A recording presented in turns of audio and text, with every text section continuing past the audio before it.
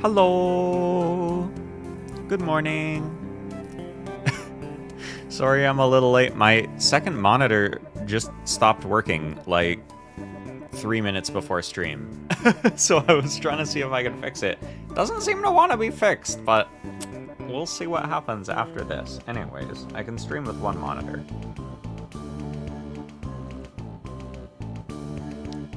How is everyone this morning? I am doing well. I am just enjoying my cup of coffee. I got some good beans last week, so I've been enjoying them.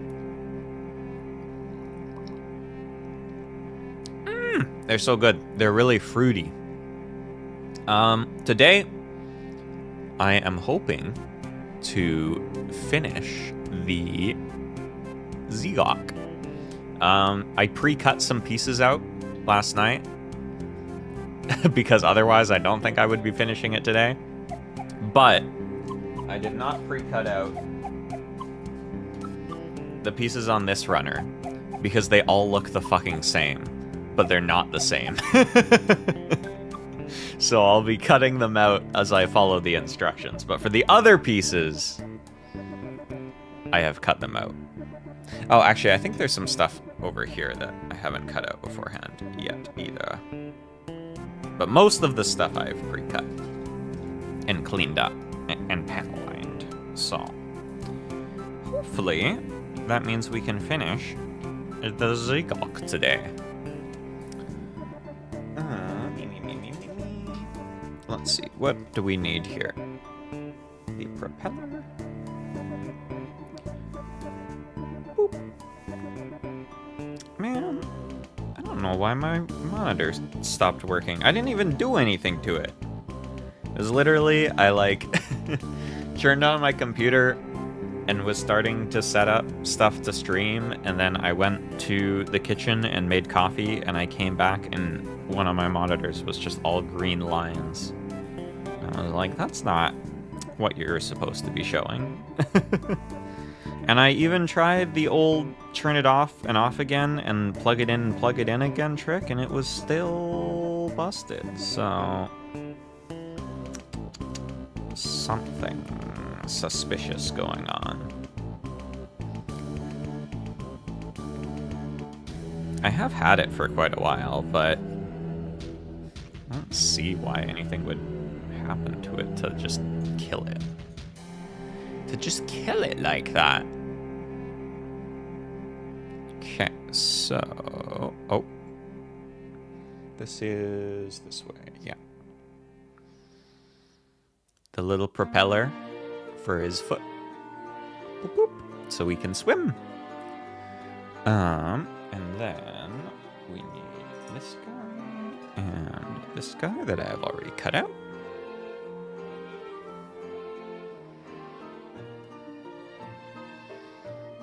I feel like a successful business model would be like just getting Gunpla kits and not building them, but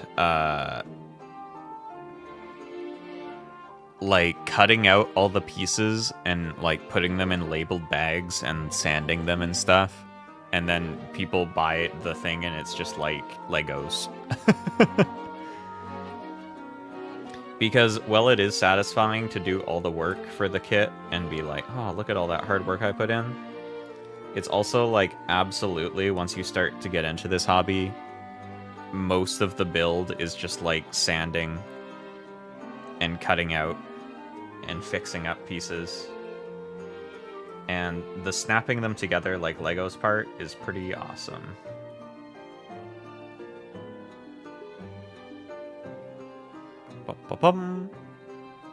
Which is why it can be fun to do your prep work beforehand and then just get to do everything fast.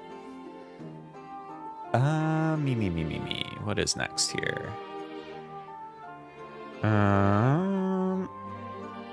Oh, this other bit that I haven't cut out yet. Oh, hello, parentheses. You're here too. Hi, baby. You gonna help? Are you gonna help or hinder? When I was cutting these pieces out last night, and you thought it was time for food, you kept pushing them off the desk. Do you remember that? Do you remember that? It was just last night you kept pushing them.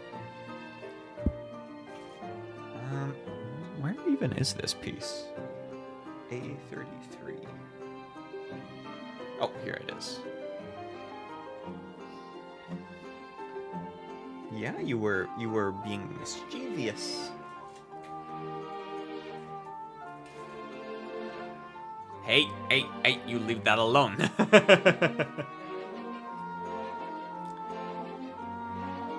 Yeah, Feces thought it was time for her snack a lot earlier. Hey! Y'all saw that, right? That was on camera.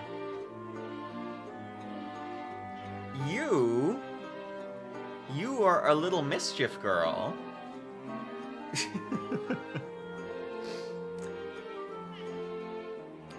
I literally gave you your food already today. You have no reason to even be doing this, aside from mischief. Last night, she thought it was time for her snack, and it wasn't time for her snack yet, so she wasn't getting her snack. And so she was sitting up here, like, just kind of beside where the camera is pointing. And then as I'd make my little piles of pieces, she'd take her paw and she'd just start going towards the edge of the desk. You would. You would.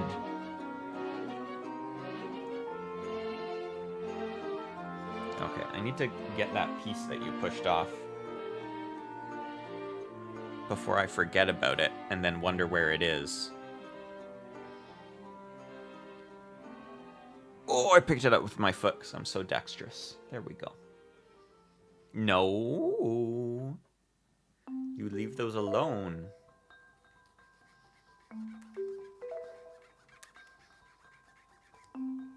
Little critter. Hey.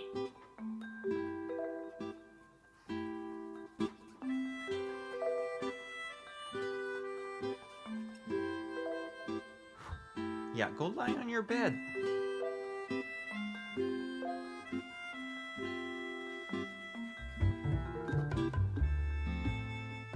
You're too full of beans to lie in your bed right now.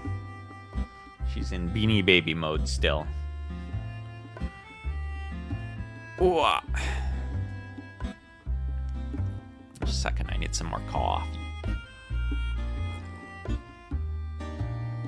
Okay. Now I'm prepared.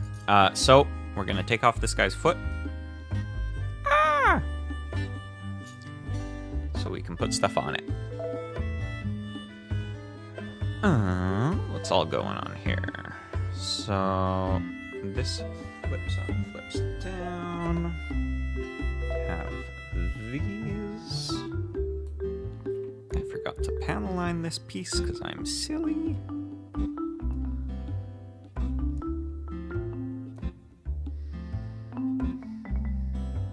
Man, I didn't go out and run my errands yesterday because the weather was crappy, and now I need to do it today, and the weather is still crappy.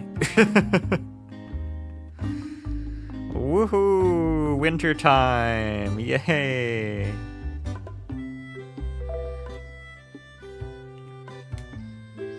It's actually really nice to go out and run my errands when the weather's nice, because it's like, oh, I'll just take my bike, I'll enjoy the sunshine.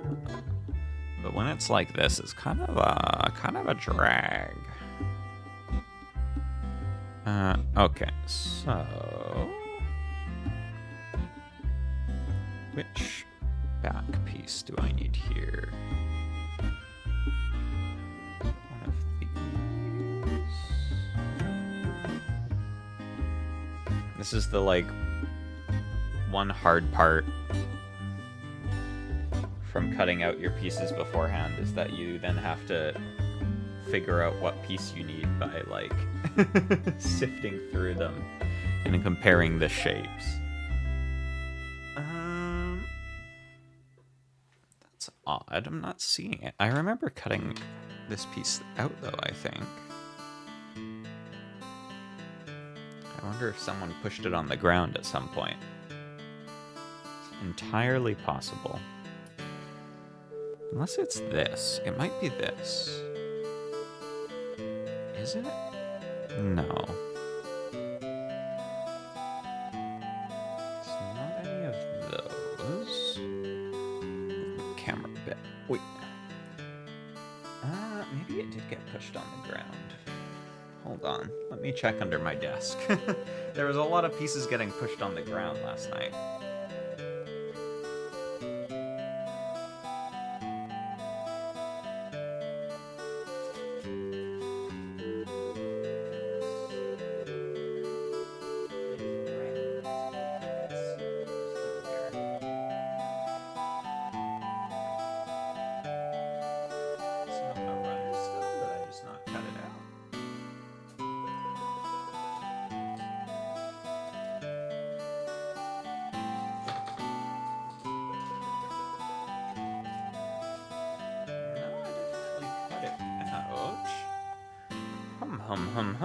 A mystery to be sure. Aha! It was hiding beneath another piece. Okay. So, this is... this way. This way.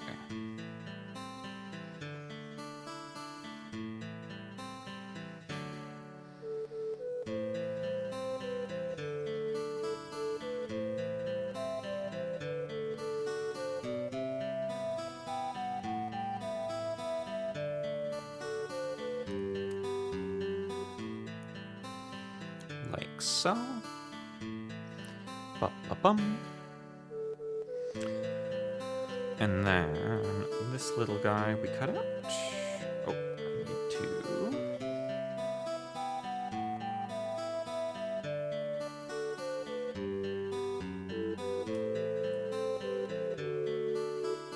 Kind of align these.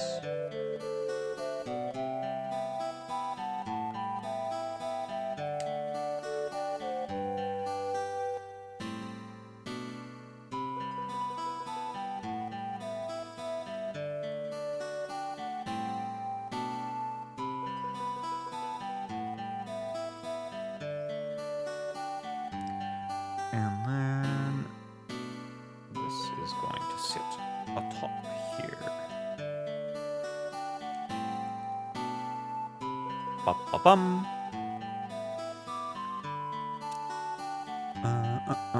And then this guy, which I also forgot to panel line. Oh my god, so much stuff I forgot to panel line.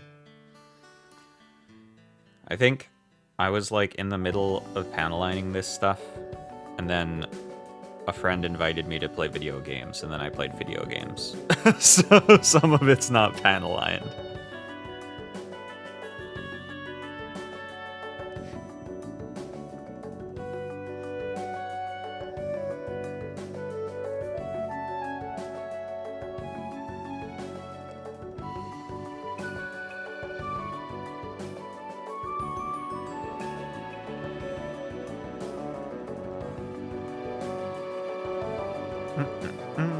There we go. So this is on the bottom here like this. Beautifully panel lined with the rest of the bottom of the foot. Good job, good job. Oh, thanks, No.A. Oh yeah, no problem. And then this is over top.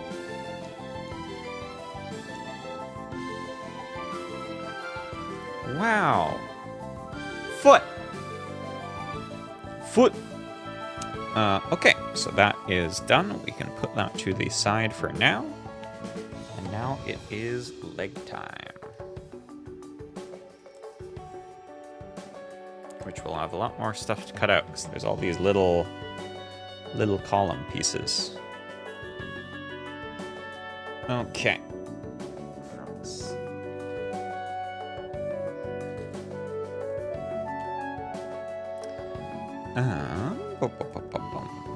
So we've already done the right leg. So I need the instructions for left leg.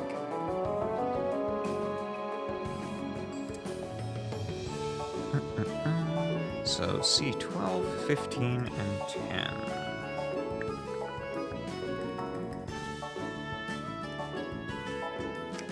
Yeah, I'm glad I decided to cut these pieces out now instead of last night, because I would have absolutely gotten so confused trying to figure out which ones went where. Although I did just drop this. There it is. This is the same color as the carpet.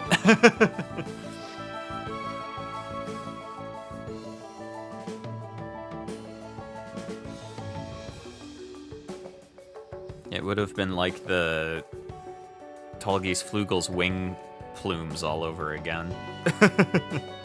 I thought I was saving so much time. I was like, oh my god, there's so many wing plumes. I'll cut them all out beforehand. And then didn't think about the fact that they were now no longer labeled. And all look the same, but are slightly different.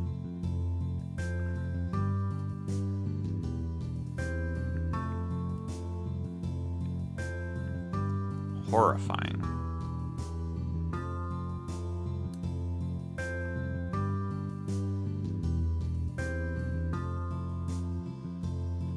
Chaos! Chaos! Hello, Country Shape.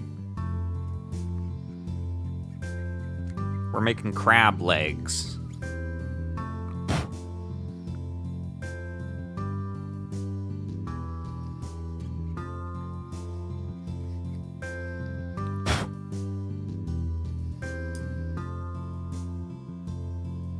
You know, there's a lot of, I feel like,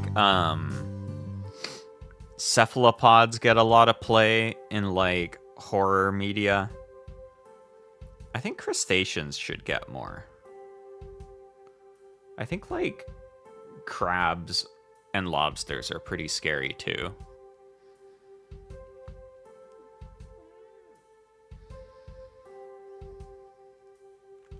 Hi, Theses. But maybe that's because I'm scared of spiders, and they're basically just like armored spiders.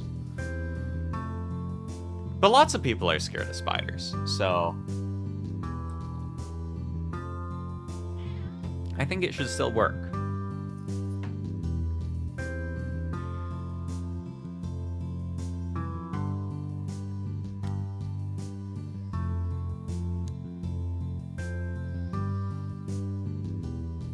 Attack of the Crab Monsters. I haven't heard of that one.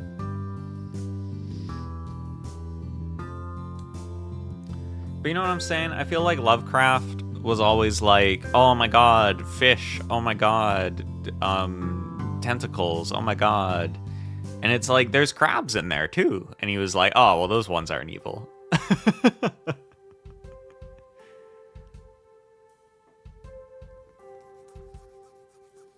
Maybe it's because he didn't like slimy things. Crabs aren't really slimy.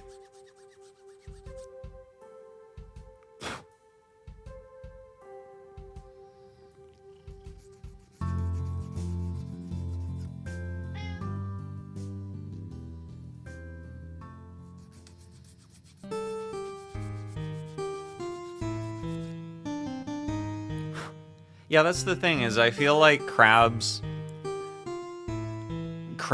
and like crustaceans, they have representation as like kaiju type monsters, but not as much like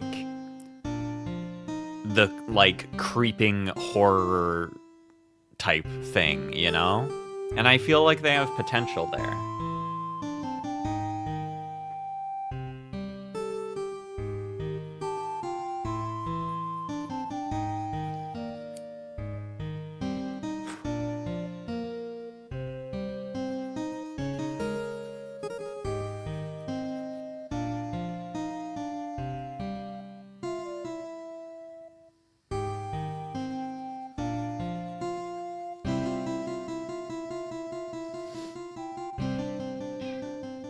Meow. Just a second, there's a cat here. I need to pet her, else she'll start pulling stuff off the desk again. I got it on camera. She pulled my Gunpla pieces off the desk. I captured it. I have footage. You. Yes, you. Yeah, I'm talking to you.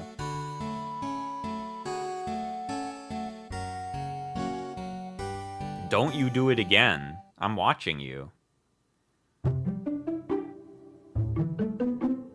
I know you're thinking about, hey, don't bite that.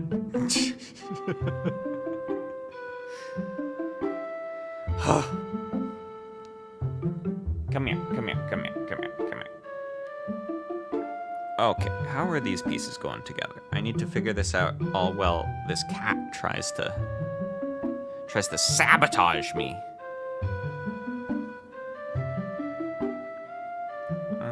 Okay, so this is the front.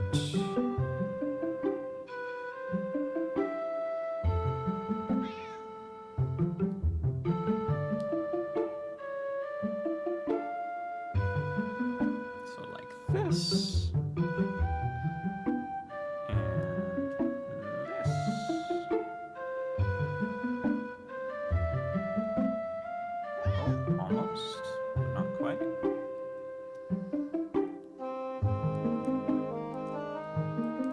There we go. Hey.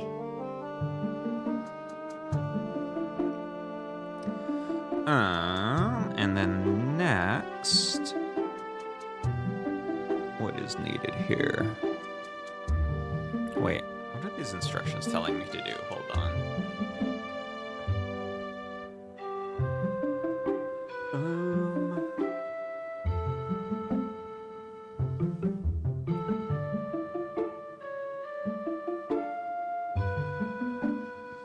Hey. Okay, 18 and 16.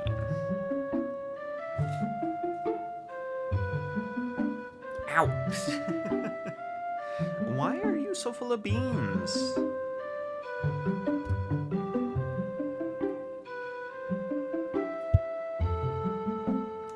Go lie on your bed. Sheesh. So demanding, so pushy.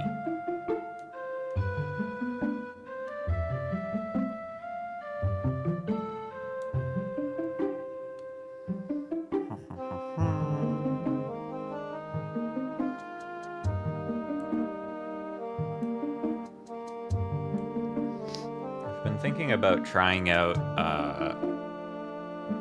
Call of Cthulhu as like a tabletop thing. We finished my very long-running D&D campaign recently. And so I'm taking a break from DMing for a bit, but I've been thinking about what I want to run next in terms of like a tabletop campaign. And I kind of want to try Call of Cthulhu and do like a short Call of Cthulhu campaign. I think that might be fun. Either that or Lancer, but I feel like I'd have to do a lot more prep for a Lancer, and I kind of want to do less prep.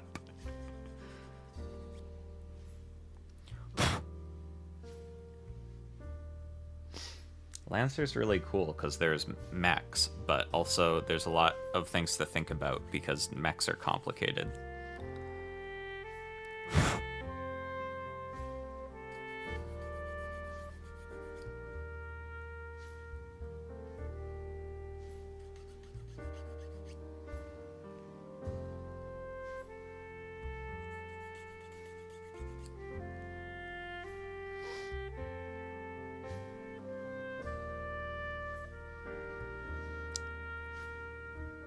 Oh, like a... Honestly, like, a crab is, like, the perfect thing for a transformer. Because crabs already kind of look like robots.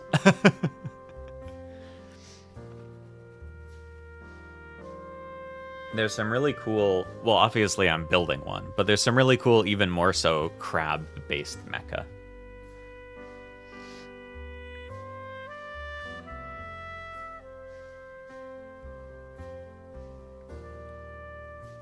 Okay, so this is here, and then this is here. Easy. And now we need just 2 few more of these.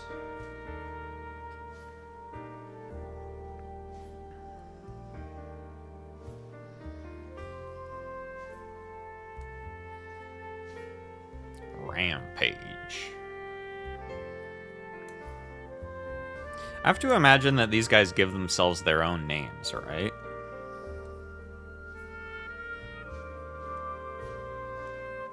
Wait, also, I don't know Transformers lore. Are you, like, born a Decepticon or an Autobot, or is it a thing you, like, decide to do when you grow up? Because imagine, like, being like, oh my god, our new robot guy, this guy's gonna be called Rampage. I wonder if he'll be good or bad. But now that I think about it, like, they're robots, so maybe they get purposefully built to be a baddie.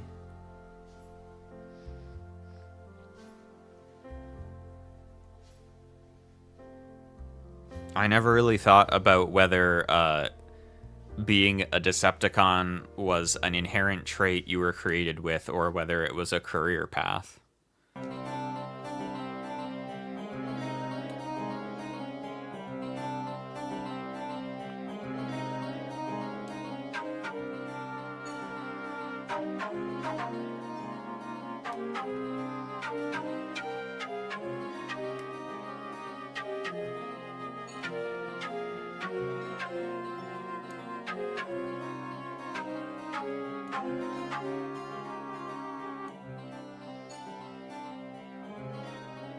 I think the most confusing thing to me about Transformers lore has always been that I've seen there's like lots of media where they're like back on their home planet or whatever. Like they haven't gone to Earth yet, and it's the start of the Troubles. Driven insane from being experimented on when he was a protoform. Oh, okay, so they are babies at some point. And then they choose things. Okay. The thing that always really confused me about Transformers lore is I've seen all this media, you know, where they haven't been to Earth yet. They're doing their own thing, and all this stuff is happening. But they still turn into vehicles from Earth. And I'm like, why do you know what a car is?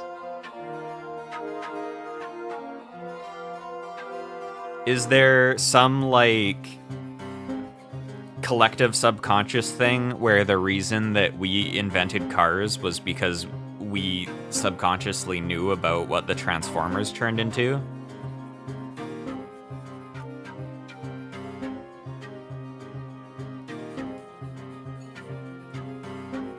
Or is it like a convergent evolution thing where it's like this is the best method to zoom and humans and Transformers both invented it separately?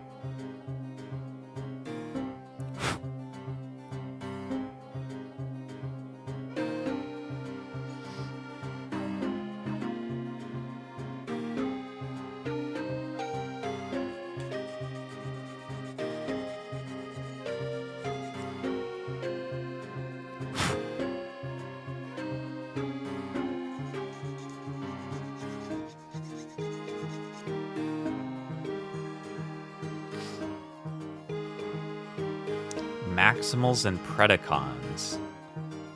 Oh, yeah. Those are like the animal guys. But they are faction names. You're not like born as one. It's a career path.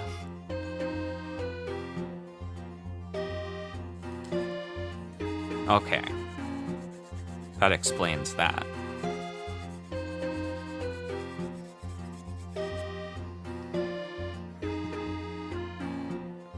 maximals. Oh, like mammals, kind of, but not quite.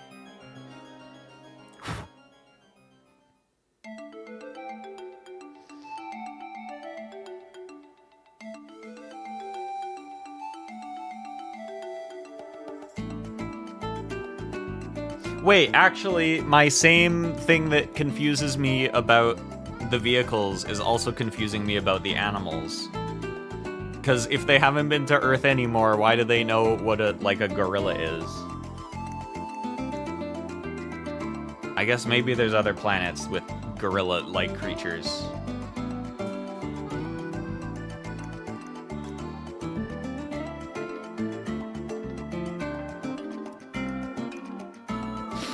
I do think it would be very funny if, like, my assumption is that when we do eventually find alien life, or, you know, whatever alien life there is out there, irrespective of if we find it or not, because I do think there's gotta be something else living out there. But I've always assumed, like, you know, our concept of life as, like, carbon-based and oxygen processing is like it could be wildly different, and you know, there's no saying that what we'd find is anything even remotely resembling what we think of. But it would be really funny if we went to another planet and it's like, oh yeah, there's just lions here. They're just the same. Oh, okay, so there was a guy that saw the stuff on other planets and on Earth, and then he was like, all right, you guys are gonna turn into these guys. That makes sense. Wait, is it the same thing for the cars, then? Did the guy that made the Decepticons and the Autobots see, like, people driving trucks, and he was like, damn, that's cool? Or is it just the thing where it's like a truck is an efficient mode of transportation, and so both humans and Transformers independently invented the truck?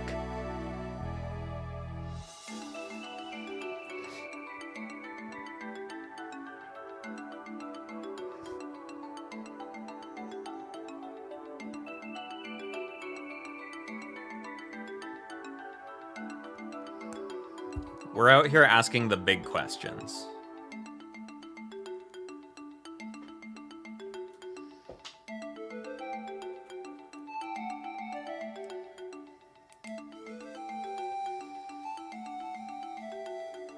Okay, so that's down there.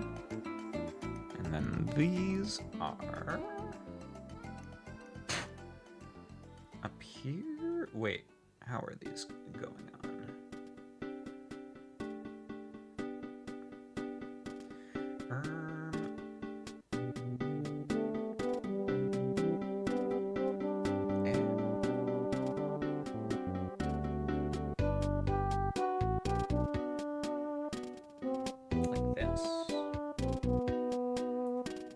Yes.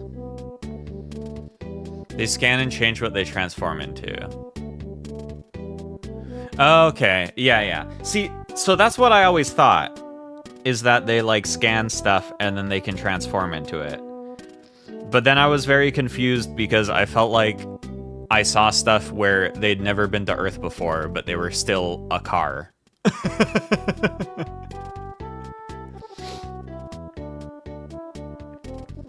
But I don't know the Transformers timelines, so... Oh, I missed the piece here. Oops! 13 and 17. I got too distracted thinking about Transformers.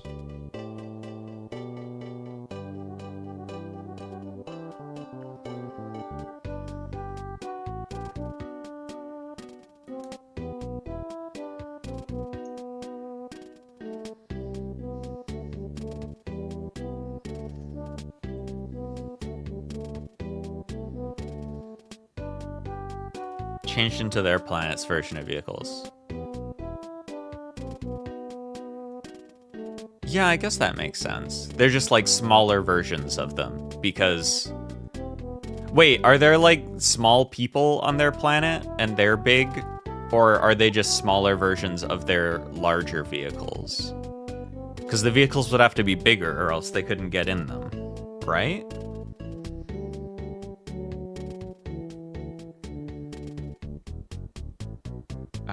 13.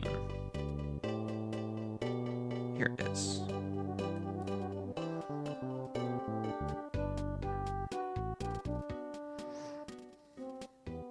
But yeah, okay, so that does kind of follow what I was thinking, though, which is that both of them and humans independently invented the car because it's just a good way to move around.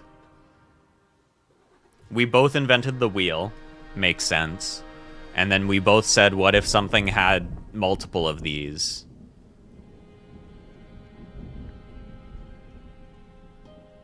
And then it could zoom.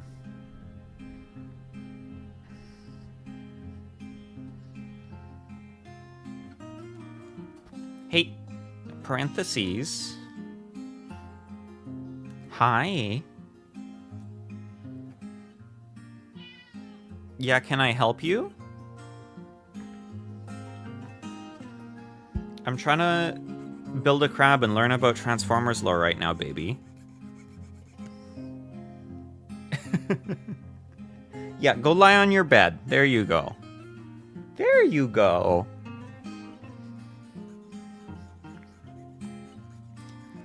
I really need to get my kitty webcam set up again. I got another webcam set up, or like sort of set up, to point at parentheses bed so people can see her when she's sleeping in her bed because she's so cute. But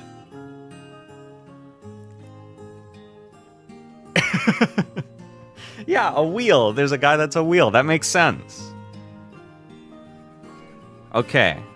I'm glad to know that my interpretation based on my limited knowledge was correct.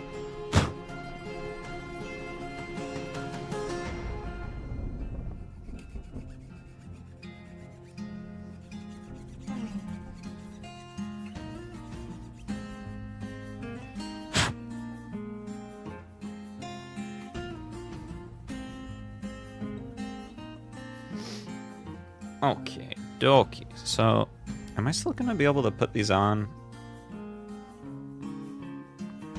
Even though I did this in the wrong order. I guess we are going to find out.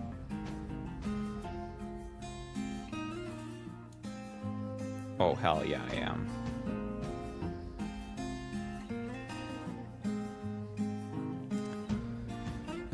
And then I need 37 and 36.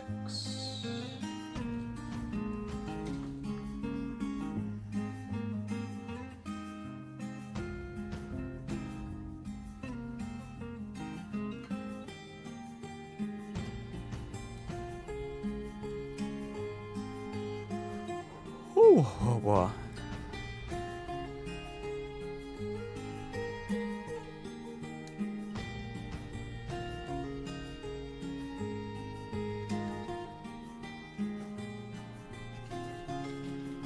Man, it would be nice if your mode of transportation was just you. It'd make life a lot easier.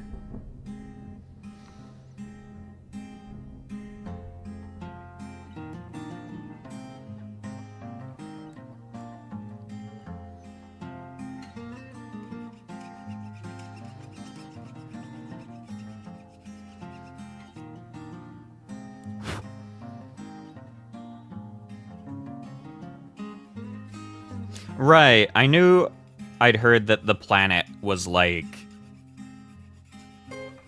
a guy.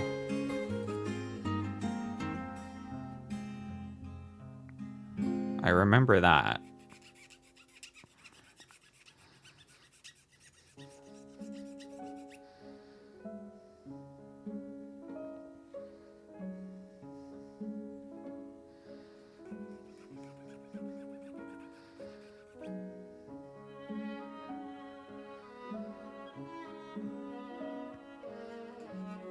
I think the best thing about being able to be your own method of transportation is that you wouldn't have to park anywhere.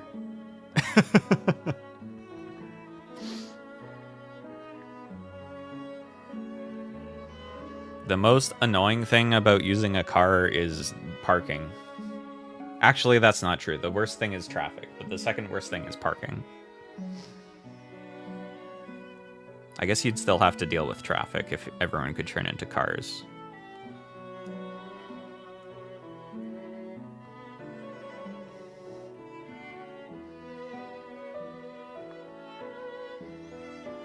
Although I feel like you could reach some kind of understanding where if just traffic was super jammed up, you could be like, hey, everybody, let's just transform back and walk for a bit, because, like, things are really jammed up here.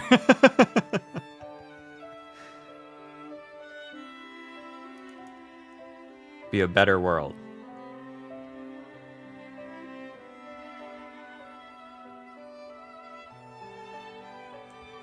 That is on like that? Okay, dokie.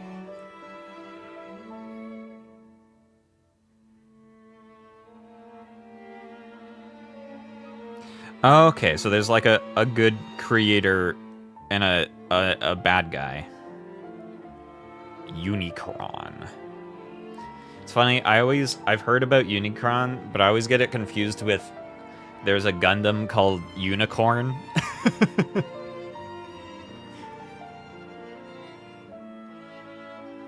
Very similar. Except the Unicorn Gundam is the good guy.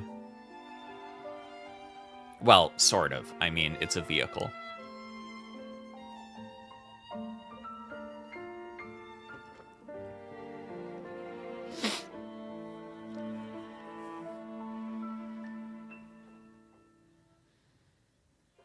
Okay. Now we need a couple more things from A, and then I think most of the rest of the leg we've already cut out.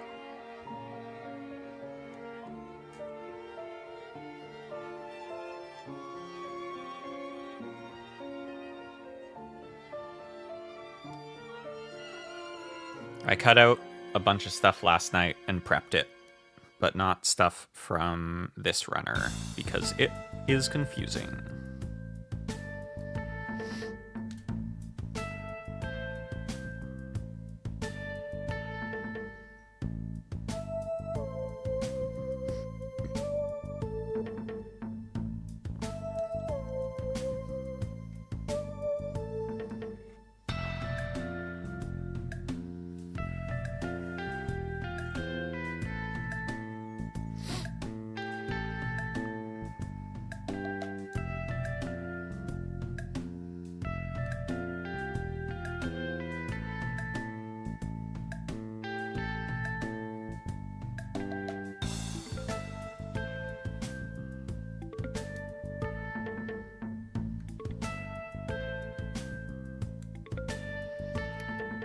Wait, so is it like...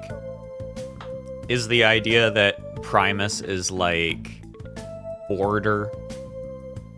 Because he's the opposite of Unicron, which is like chaos and destruction. So he's like order and creation. And then if you have too much order, then that's also bad. Is that the idea? Is like a balancing act? Because if it's just good and evil, then it's like, well, probably more good is actually not awful.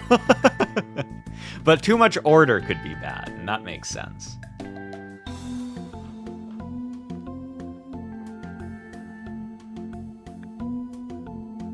That's like Shin Megami Tensei.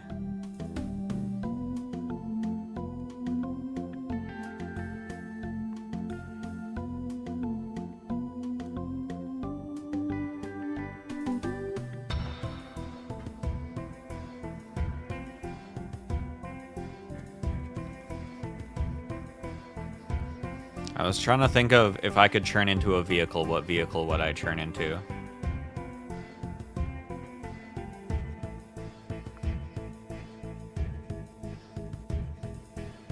I feel like the obvious answer is like something that flies would be awesome.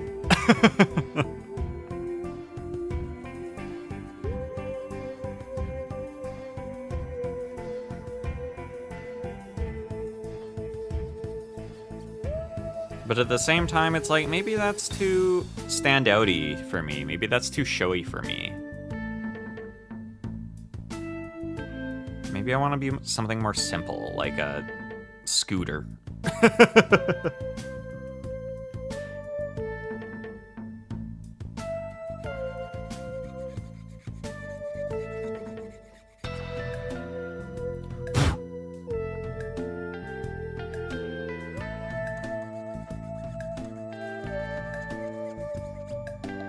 Maybe I could be like a plane, but like not a really fancy plane. Maybe I'd be like a float plane.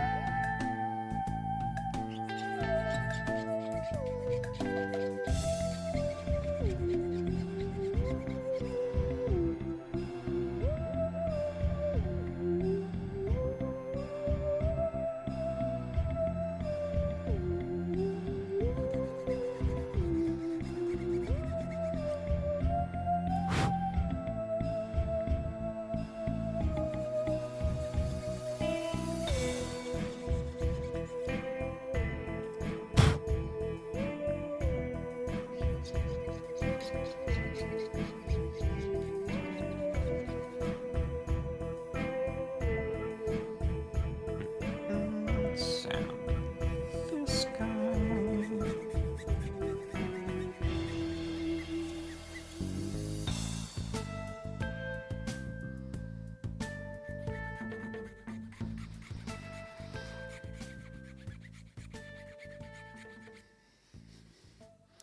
Well, it's like I've got to go into town today to pick up stuff, and if I could just turn into a float plane, that would make it so much easier. I could just like zoop over there.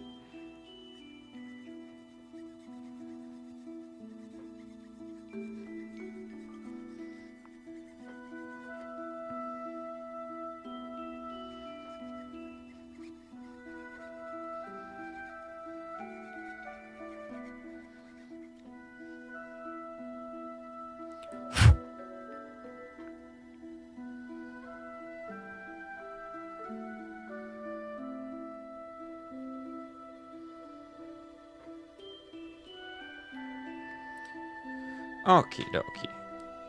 So, what's next here? This is going up here.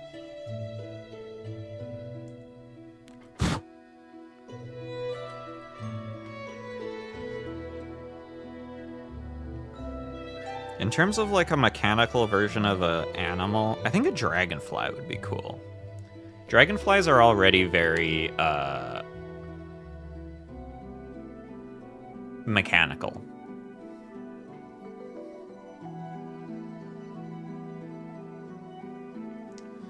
Okay, which do I need here? Is that this? Yeah, I think so. And this? Question mark?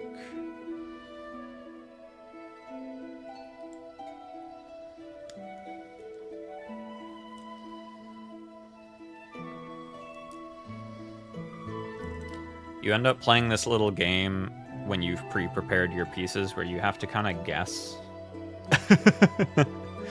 what pieces are which based on what they look like in the instructions. Like that. Okay, I got it right, because I'm a genius.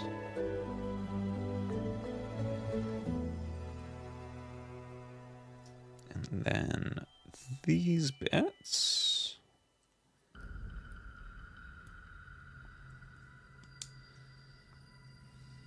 Yeah, I'd be really surprised if they didn't use a dragonfly. Because they are basically already very mechanical looking. I mean, heck, the dune things that I forget what they're called are basically just dragonflies. They're like rotocopters or something.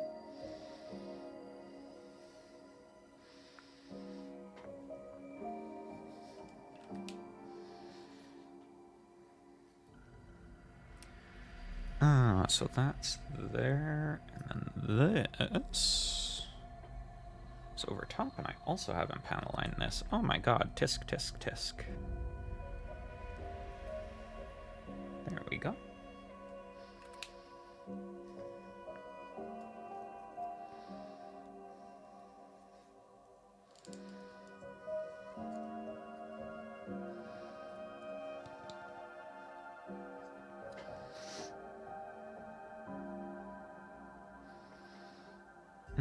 So then this is on the front here.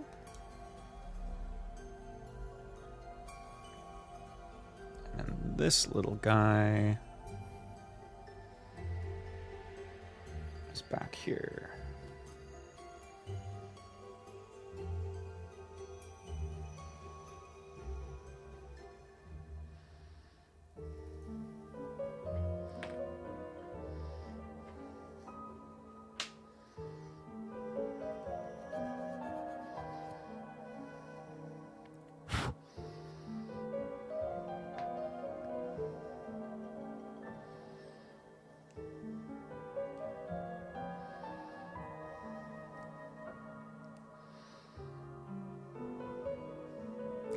Yeah, the benefit of being like a transformer that turns into an animal is that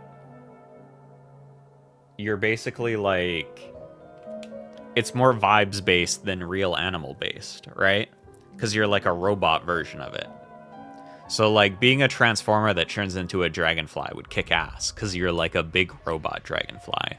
But being like an anamorph that turns into a dragonfly would suck because then you're just a little bug. So you get to be vibes based. And this is going back here. Boop. Perfect.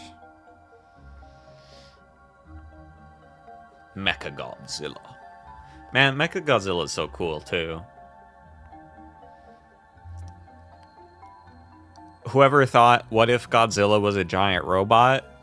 $1 million idea. Genius.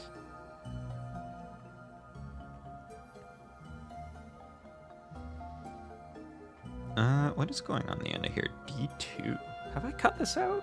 I thought I cut this out. Maybe I haven't cut this out.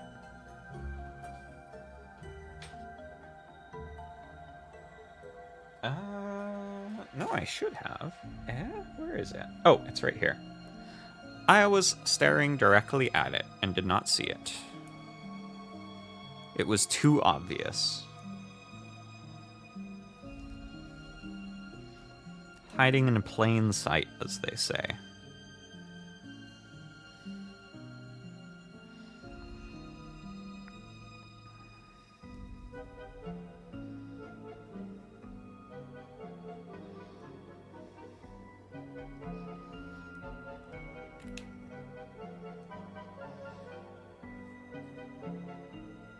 So then the leg needs to bend. Whoop. And then this can go on.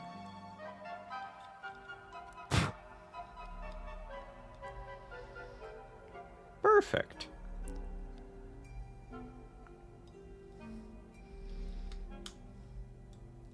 The knee bend on this thing is so crazy. Oi. There we go. Oh, no, don't fall apart.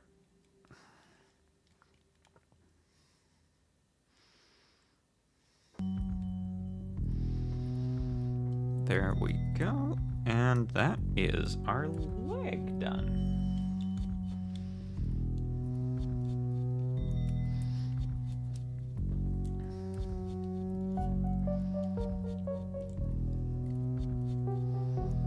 Come on, get in there. Ba-ba-ba! 2 legs! Yippee! Now, we just need to finish up this arm. Time for a crab. Hello, Degosification. Look, 2 legs! Crab legs! At a reasonable price. 2 of them. Oh, cyborgs. One of my biggest pet peeves... Hi, Nezzy! One of my biggest pet peeves about... It always makes me mad that the androids in Dragon Ball are called androids, but they're actually cyborgs. It pisses me off. I think this is only, like... the robot fan in me. Why are you calling them androids if they're actually cyborgs?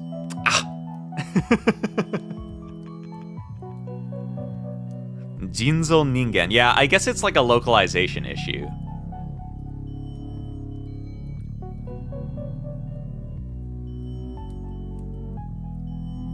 Wait, no, they are still called Android in, like, Android 18. Are they? I'm not sure. I actually don't know that much about Dragon Ball. I just heard that they're cyborgs, and it made me upset.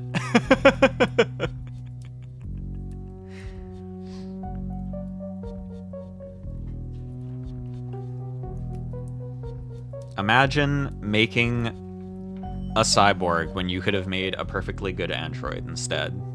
Couldn't be me. Yeah, they are cyborgs. That's fucking absurd. We are almost done the Zigok. We just need to armor his arm. And I have some pieces pre-cut out, so I think we can finish it this stream. And you look at the subtitles, they say synthetic human, but they're actually cyborgs. Oh, the other ones are purely what the fuck? So some of them are cyborgs and some of them are actually androids. That's insane. Whoever, the doctor that was making those, learn your terminology. Educate yourself.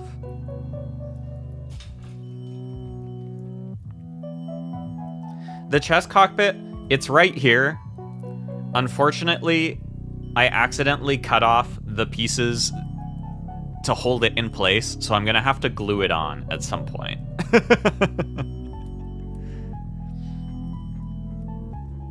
Yeah. Dr. Garrow, educate yourself.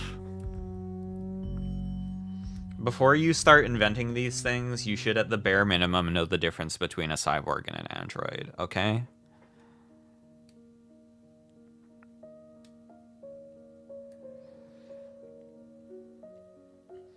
Yeah, it was one of those cases where there's like little pegs that are supposed to be on here, but I didn't realize that they were supposed to be on there, and I thought they were nubs, and I cut them off. So I'll just have to glue it in there at some point. I guess I could try and, like, glue on some little pieces of plastic to act as nubs as well, but that seems like a lot of work. There are a few mobile suits that have multiple legs, but there's not that many, honestly. Most of the time, it's either you have 2 legs or you don't have any legs at all. I think there's that one, it's one of the types of the Chimaris from IBO that's like a centaur that has 4 legs. And I think there's some other... Oh, some of the, Death Army guys from G Gundam had 4 legs, too, I think. But yeah, I think usually it's 2, and then sometimes it's 0. And occasionally 4.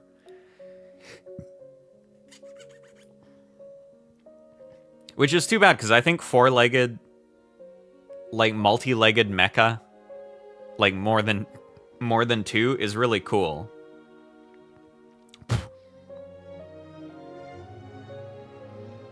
Then you're starting to get into, spider tank territory.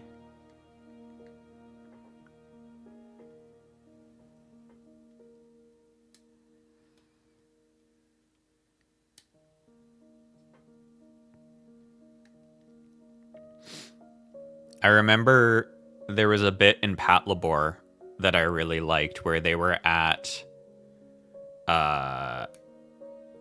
this expo where they were showing off the new mechas to, potential buyers. And they dropped this line where they were like, man, it's crazy that these are all bipedal. Isn't having more legs or using wheels way more, economic? And people are like, yeah, but people like it when they have 2 legs. Hunted by spiders in some kind of facility. I have not. That sounds terrifying.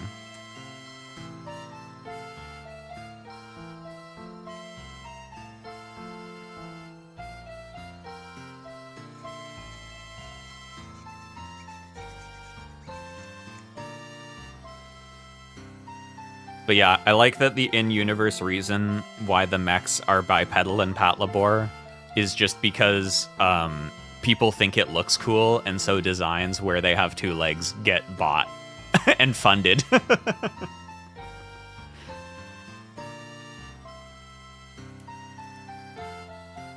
Alright. Give me your arm. We're gonna put some armor on ya. Some armor. Ha ha ha ha.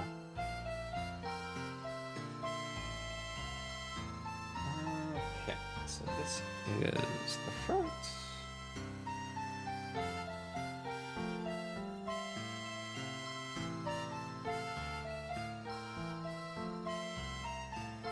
Like, wait.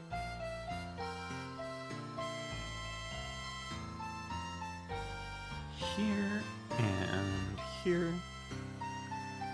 If I was a tech gorillionaire, I'd 100% fund Tachiko Dynamo. Hell yeah. I love those little guys.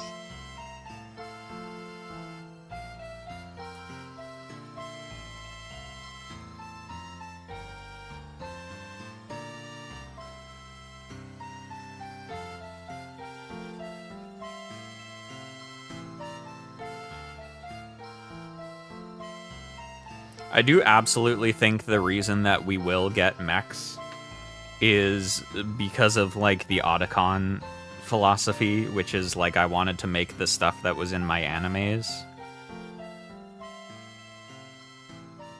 I really got that impression when I went to see the giant moving Gundam in Japan.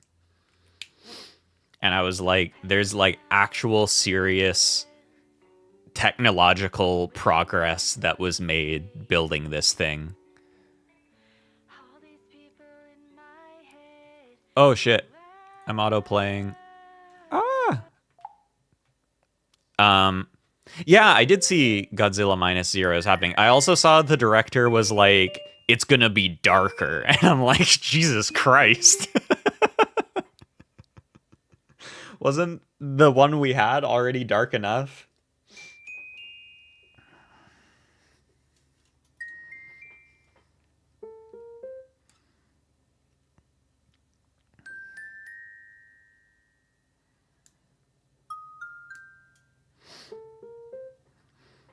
I watched -1 with a friend not that long ago, and we were both laughing about how it really feels like Godzilla is out to specifically ruin the main character's life, like him specifically. Wait, which piece did I just cut out? 28. Eh?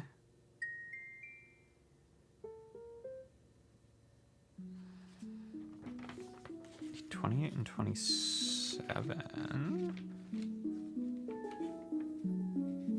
Huh? Oh, that's for the right arm. That's why I'm confused. 27 and 26. Okay, that makes a lot more sense.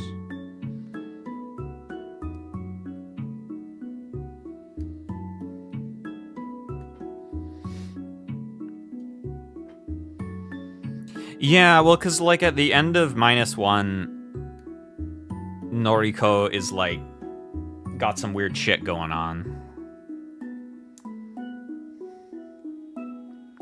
I know a lot of people were theorizing that she'd, like, become Biolante or something.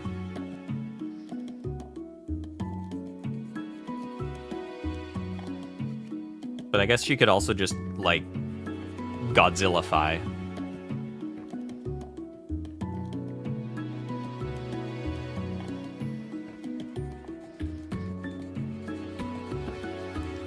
Yeah, it's to the point where it almost feels like Shikishima is in, like, a Japan-wide version of Silent Hill, and Godzilla is his pyramid head.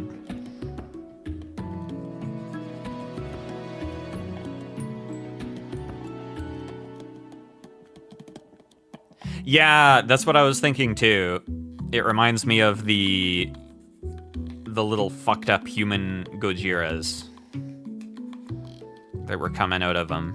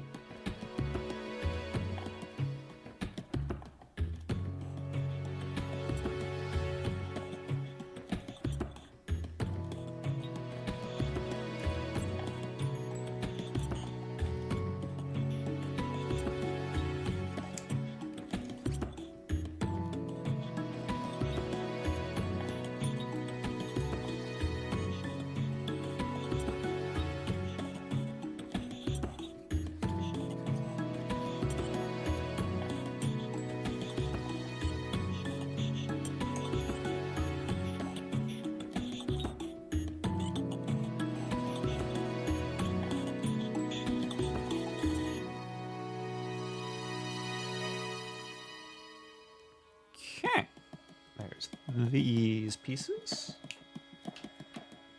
And then we need A34 as well.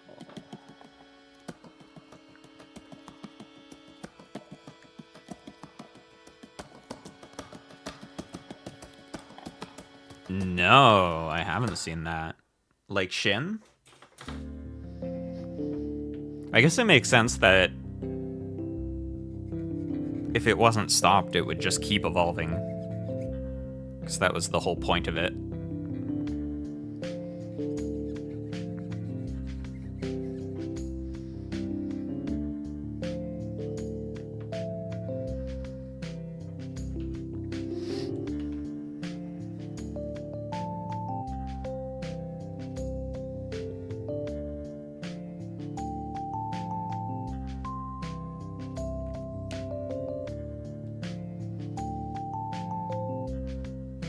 Real Hideaki Anno type. I mean, I guess that makes sense considering who directed Shin.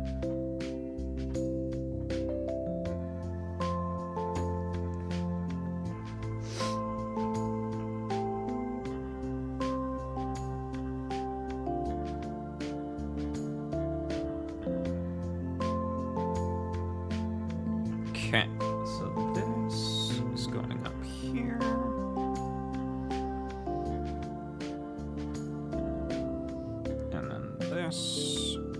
Oh, wait.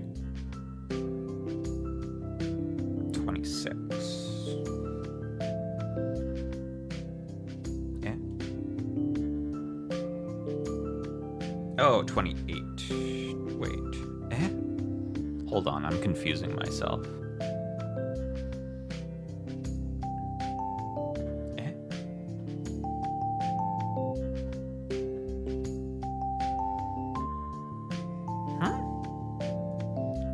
This have...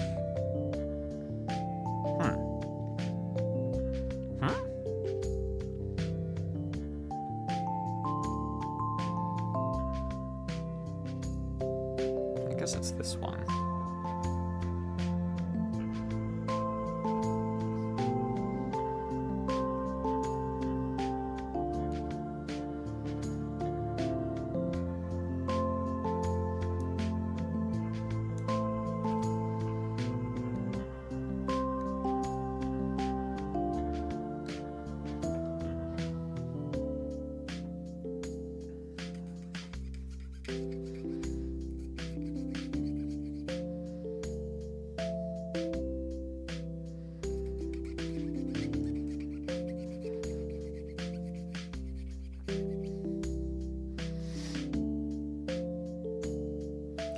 Yeah, it is interesting. I feel like if they ever went down the route of like the Shin 5th form, it would have become like aliens.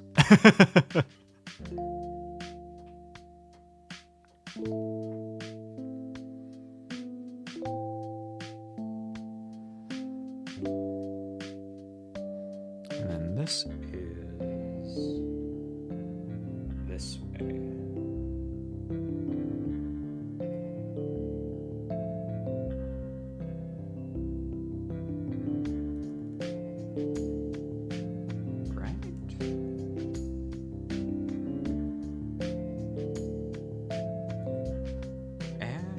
Doesn't this fit?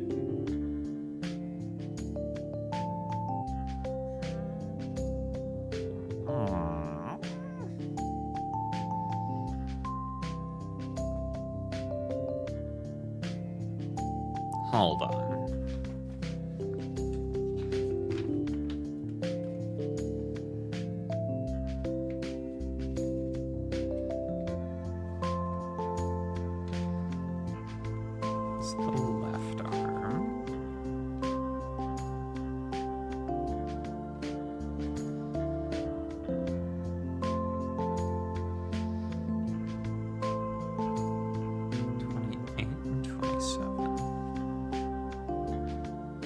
Man, I didn't pre-cut these pieces because I thought they'd confuse me if I pre-cut them, and it turns out that they're confusing me anyways. It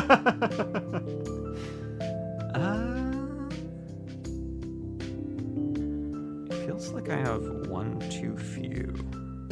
Why is that? Where did the other one go? Maybe I did cut it out beforehand by accident, and then I put it somewhere, and now I've lost it. Let's see.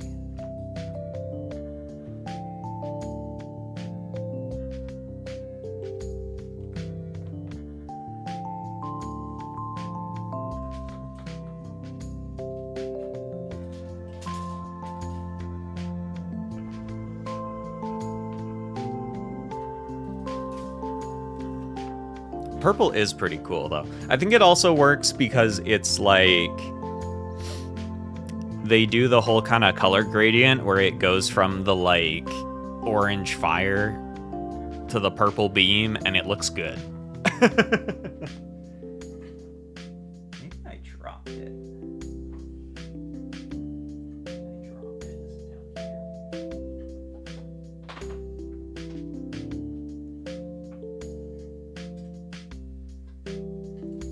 Aha!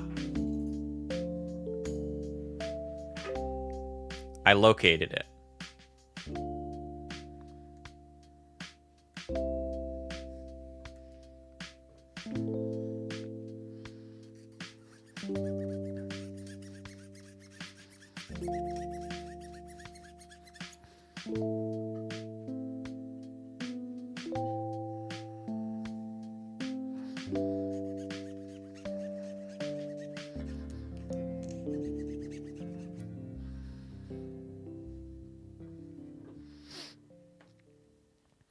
Yeah, I feel like both -1 and Shin did the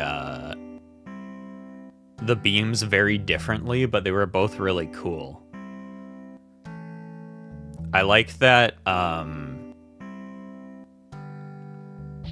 like -1's is more like just a single blast, like a whoop, and then it explodes.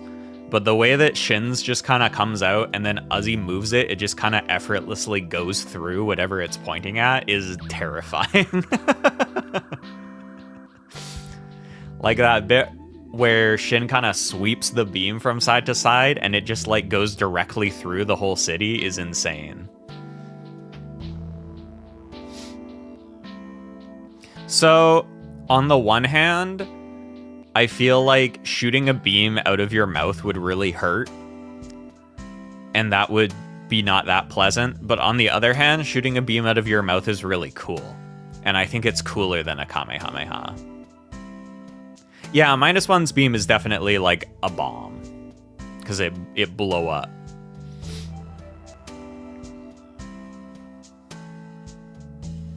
I think, didn't Nappa shoot a beam out of his mouth at one point? I remember asking a friend who is more into Dragon Ball, I'm like, yeah, why don't they shoot mouth beams more? Because that's cool. And he's like, I don't know.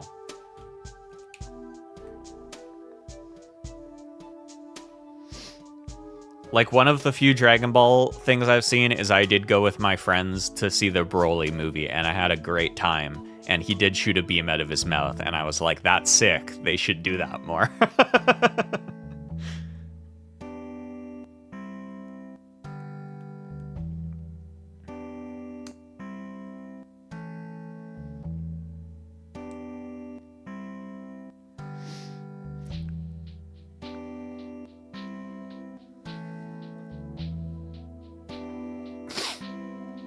I will say, even as someone that knows like almost nothing about Dragon Ball,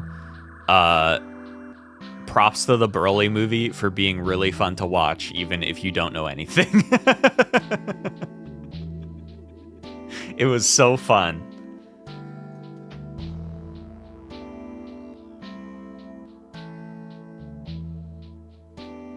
Okay, so then this is on here. Okay, now we're making progress again. Now I have figured out my confusion.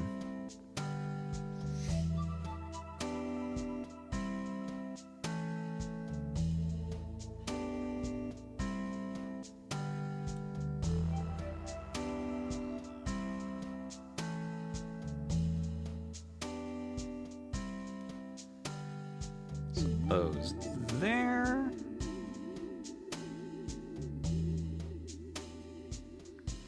And then I just need that one more little gray piece.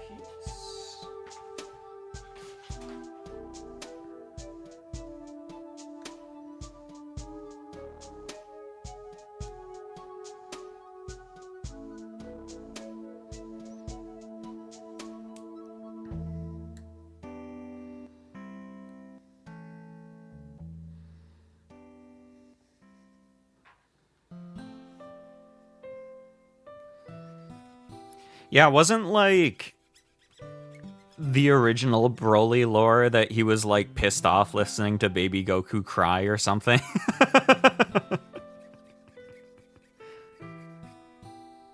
And he was like, "Man, that really made me angry."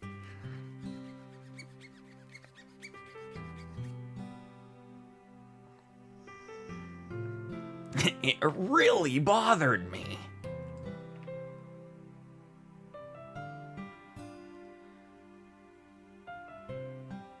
Oh, he had like an association. Like he was like, man, I got stabbed and also Goku was there, so like fuck that guy.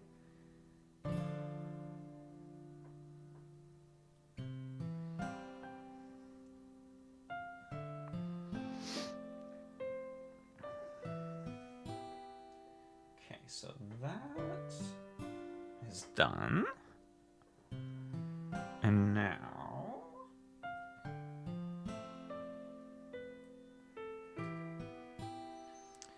these are going on like this.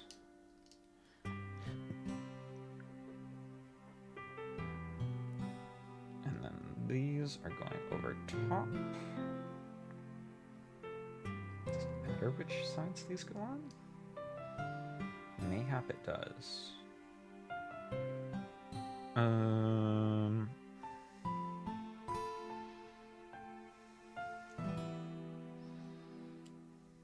Heh.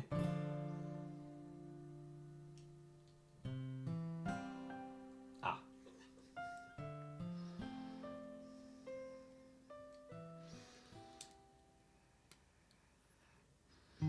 There we go with that. And then we just need to fit these beautiful claws through here. Oh, right, actually, I have to take the claws off to do that. I put them on beforehand because they're cool. Wait.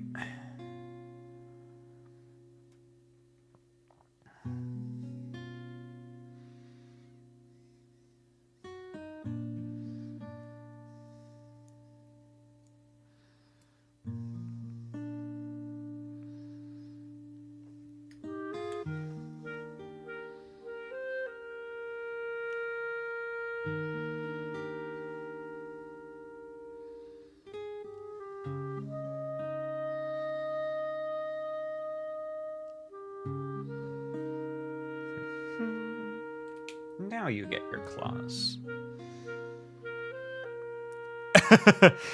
You know, multiple people have mentioned that. That this part of his helmet... I think the other thing is that, like... Yeah, no, I can see it. Yeah, it's supposed to be his helmet. Actually, I got this mat from... the Gundam station, the Gundam factory in Yokohama.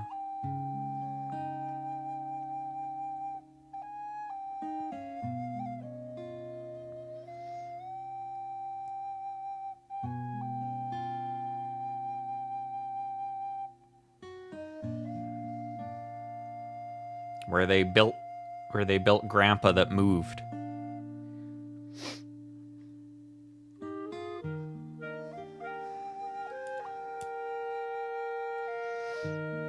It's so funny. They had this whole museum there about like the making of the moving Gundam, which was actually really interesting.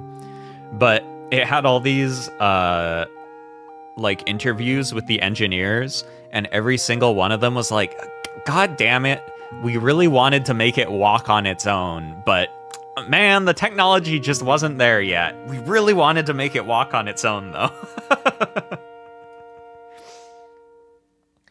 And that's why I firmly believe that in not that long, we are going to have real-ass mechs. And it's going to be because there's Japanese nerds that know a lot about engineering. I mean, we do have smaller mechs, but like Gundam-sized ones.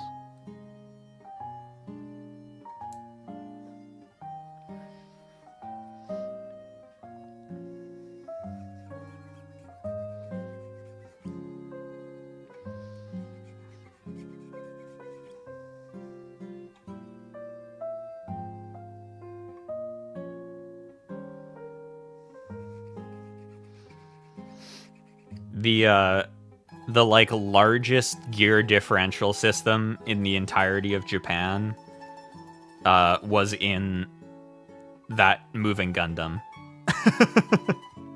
It's like you'd think, oh, it would be in some important like factory or machinery. Nope.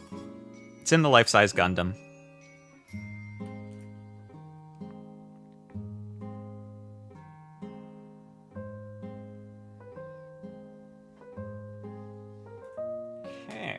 We basically just have to put this shoulder piece on, and then our little crab guy is complete.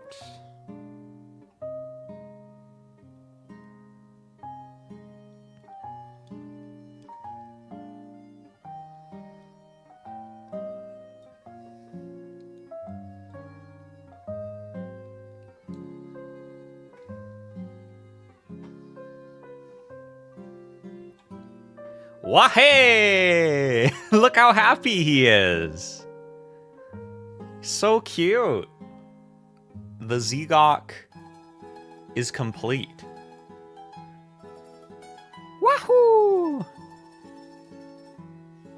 Well, almost complete. I still have to fix this cockpit door. But I'll do that off stream because I'm going to have to fuck around with glue. But it'll be in there like this, kind of.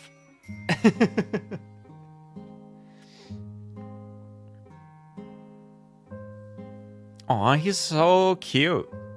Look at him, he's just a little guy.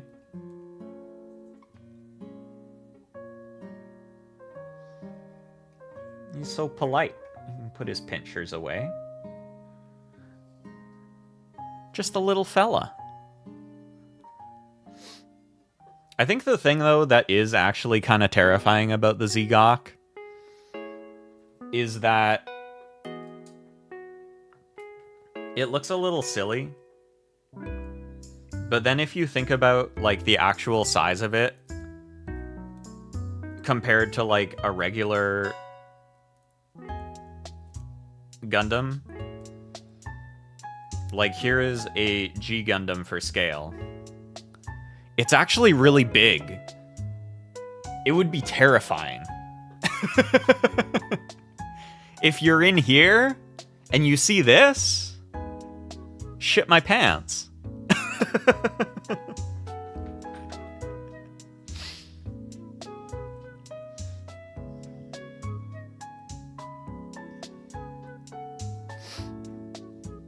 Oh no, I lost something off of the G Gundam. Oh, here it is.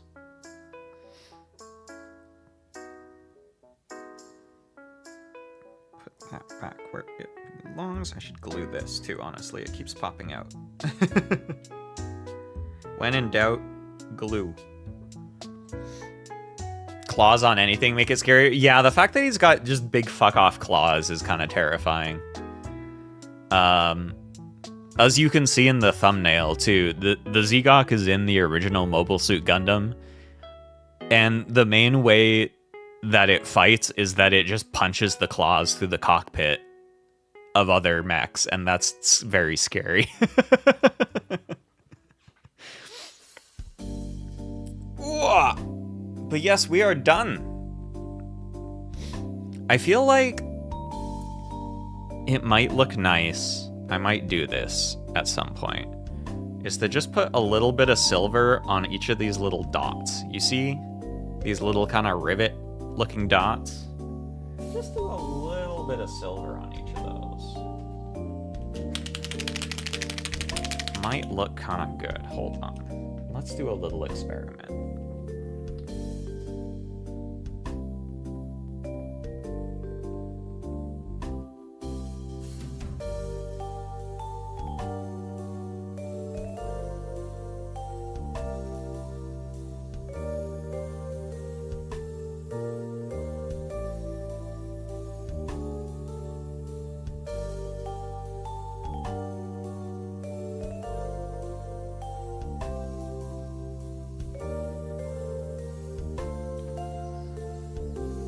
You see my vision?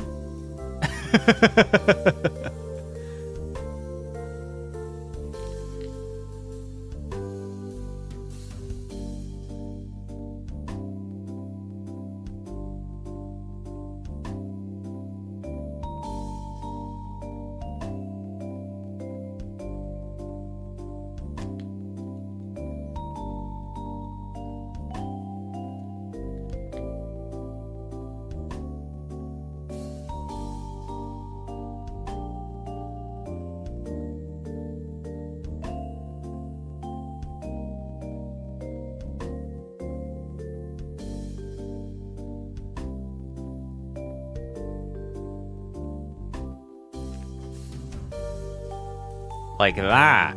Oh, yeah. Oh, looking nice. Looking fancy.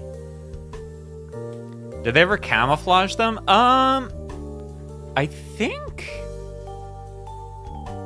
I want to say there's like some types of the GM sniper that are kind of camouflaged. But honestly, there's like... a lot of the fighting in Gundam is in space. So, like, the best way to camouflage them is just to make them black, high-key. And they don't even really do that most of the time.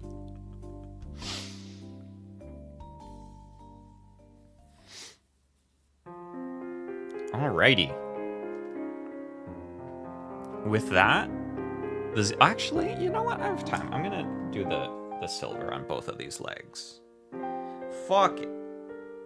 We do it live. And if I mess up the paint, then I die.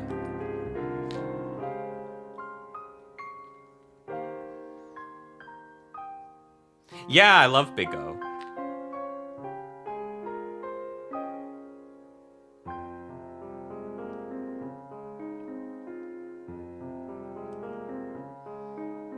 I definitely think that more people making giant robots need to put, like, giant pile bunker fists on them.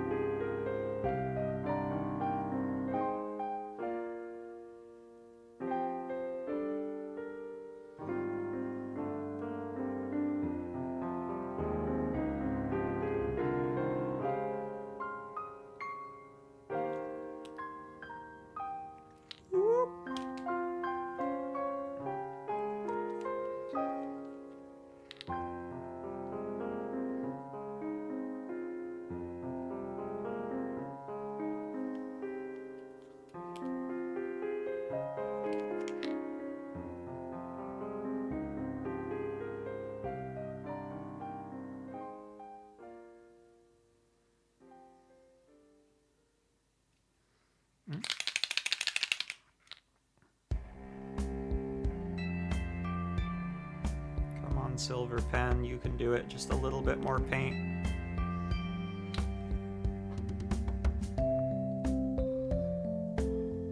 I know you're tired. I know you're at the end of your life. Just a little bit more.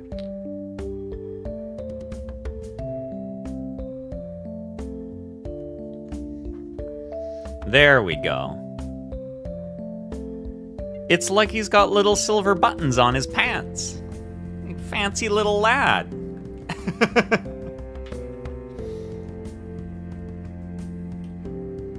Oh, actually, since I did those, I should do these ones on the waist, too.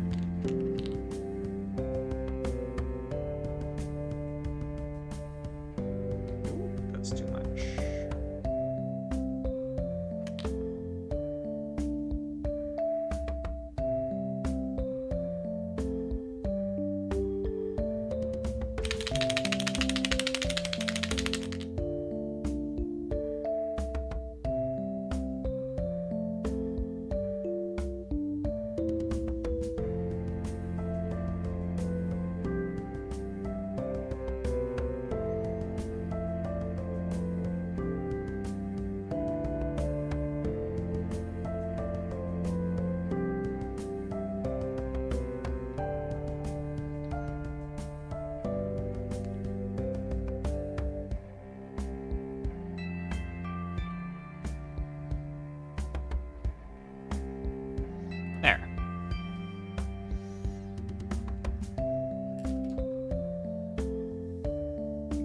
When is Death Scythe?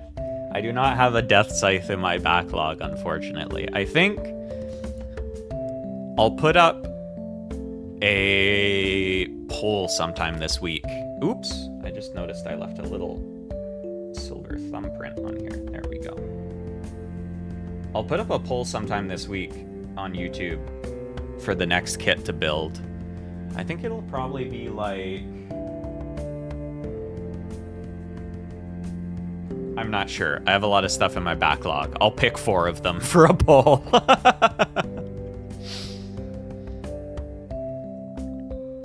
But yeah, this guy, finished. And now I'll go back to troubleshooting my monitor. Right before I started stream today, my second monitor stopped working.